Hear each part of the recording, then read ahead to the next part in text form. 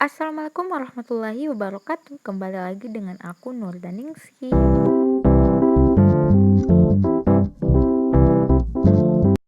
Oke teman-teman, kali ini kita akan membahas lagi lanjutan part sebelumnya tentang latihan soal SKB CPNS dari Tryout aplikasi Ayo CPNS terbaru tentang perawat D3 dan nurse. Semangat belajar!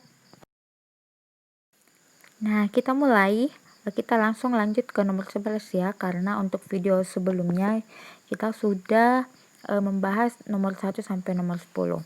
Jadi untuk nomor 11, alasan pelaksanaan kegiatan jaminan persalinan atau JAMPersal kecuali A. Meningkatkan cakupan pemeriksaan kehamilan, pertolongan persalinan, dan pelayanan nifas oleh tenaga kesehatan. B. Meningkatkan jumlah pertolongan persalinan oleh tenaga kesehatan tradisional. C. Meningkatkan cakupan pelayanan bayi baru lahir oleh tenaga kesehatan. D. Meningkatkan cakupan pelayanan KB pasca persalinan. E. Meningkatkan cakupan penanganan komplikasi ibu hamil, bersalin, nifas, dan bayi baru lahir. Nah, jawaban yang paling tepat pada kasus ini adalah bagian B, meningkatkan jumlah pertolongan persalinan oleh tenaga kesehatan tradisional. Karena kan pertanyaannya adalah kecuali, jadi yang tidak termasuk dalam alasan pelaksanaan kegiatan jaminan persalinan atau JAMPersal adalah bagian B. Next, untuk nomor 12, penyakit HIV dapat menular dari manusia ke manusia melalui kecuali A. Cairan tubuh, B. Darah, C. Plasma darah, D. Jaringan tubuh, E. Keringat. Nah, saya rasa teman-teman kalau tentang penularan HIV mungkin sebagian besar sudah pada tahu. Jadi jawaban yang paling tepat pada kasus ini adalah keringat, karena penularan HIV itu tidak dengan melalui keringat.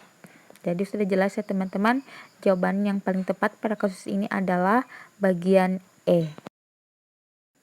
Next, nomor 13, pemeriksaan serologik untuk menegakkan diagnosis demam tipoid adalah pemeriksaan A. Western blot, B. Widal, C. darah perifer lengkap, D. HBsAg, E. BTA. Nah, saya rasa ini juga nomor gampang sih. Jadi jawaban yang paling tepat adalah B. Widal. Jadi untuk menegakkan diagnosis demam tipoid itu jadi pemeriksaannya adalah pemeriksaan Widal. Jadi sudah jelas ya teman-teman, jawabannya adalah bagian B.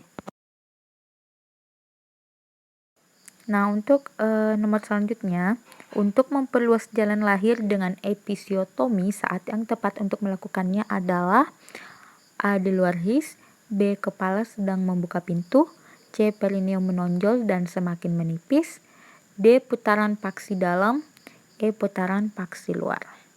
Nah, jawaban yang paling tepat pada kasus ini adalah bagian B.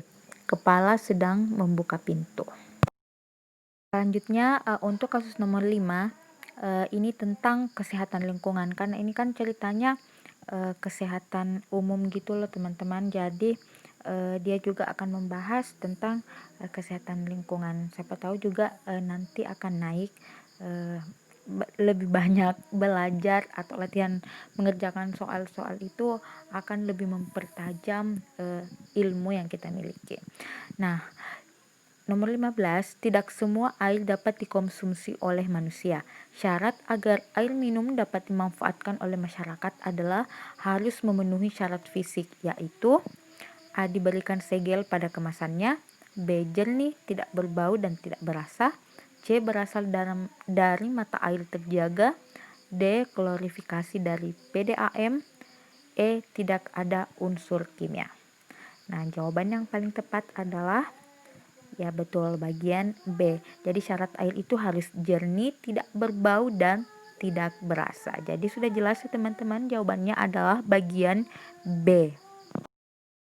Oke teman-teman, selanjutnya untuk nomor 16, sasaran primer upaya promosi kesehatan di daerah bermasalah kesehatan adalah kecuali A. Pasien, B. Petugas kesehatan, C. Individu sehat, D. Keluarga, E. Rumah tangga. Nah, jawaban yang paling tepat pada nomor 16 adalah bagian B. petugas kesehatan, karena kan pertanyaannya adalah kecuali. Jadi yang masuk sasaran primer itu adalah pasien, individu sehat, keluarga, dan rumah tangga. Jadi sudah jelas ya teman-teman, jawabannya adalah bagian B, petugas kesehatan. Next, untuk nomor 17, bahan pengawet makanan yang masih diperbolehkan dalam kadar minimal adalah A. Kalium asetat, B. Garam nitrit, C. Formalin, D. Boraks, E. Butil hidroksianisol, atau BHA. Nah, jawaban yang paling tepat pada kasus ini adalah bagian B, garam nitrit. Jadi hanya garam nitrit yang masih boleh diperbolehkan, namun itu pun dalam batas minimal. Jadi sudah jelas jawabannya adalah bagian B. Selanjutnya nomor 18, kesehatan lingkungan wajib dijaga dari pencemaran BBB.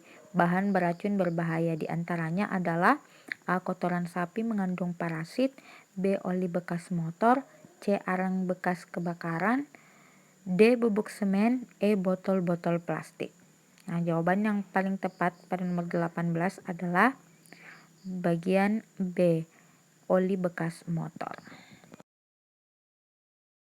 Selanjutnya nomor 19, salah satu cara penularan virus flu babi melalui A. batuk dan bersin udara, B. menatap si penderita, C. melalui jarum suntik, D. pemberian ASI, E. memotong daging babi. Nah, jawaban yang paling tepat pada kasus ini adalah bagian A, batuk dan bersin atau melalui udara. Jadi cara penularan virus H1N1 mirip dengan virus influenza lain, yaitu jika terhirup droplet dari penderita yang bersin atau batuk. Jadi sudah jelas ya teman-teman, jawabannya adalah bagian A. Nah, untuk nomor terakhir yaitu nomor 20, pada umumnya penderita demam berdarah dengue mengalami trombositopeni. Yang dimaksud dengan trombositopeni adalah A. kenaikan kadar trombosit, B. penurunan kadar trombosit, C. kadar trombosit normal, D. trombosit menjadi eritrosit, E. trombosit menjadi hematokrit. Nah, jawaban yang paling tepat adalah betul bagian B, penurunan kadar trombosit. Jadi pada umumnya pada penderita DBD itu terjadi penurunan kadar trombosit. Jadi sudah jelas ya teman-teman, jawaban yang paling tepat pada kasus ini adalah bagian B.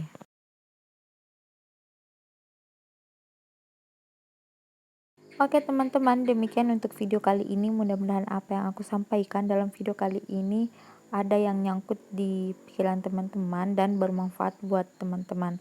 Nah, latihan soal ini murni aku ambil dari hasil tryout yang dari aplikasi Ayo CPNS. Jadi bagi teman-teman yang nggak bisa mendaftar di Ayo CPNS, pantengin aja terus channel ini. Insya Allah aku akan membahas semua hasil tryout yang aku dapat dari aplikasi Ayo CPNS. Oke teman-teman, semoga bermanfaat. Wassalamualaikum warahmatullahi wabarakatuh.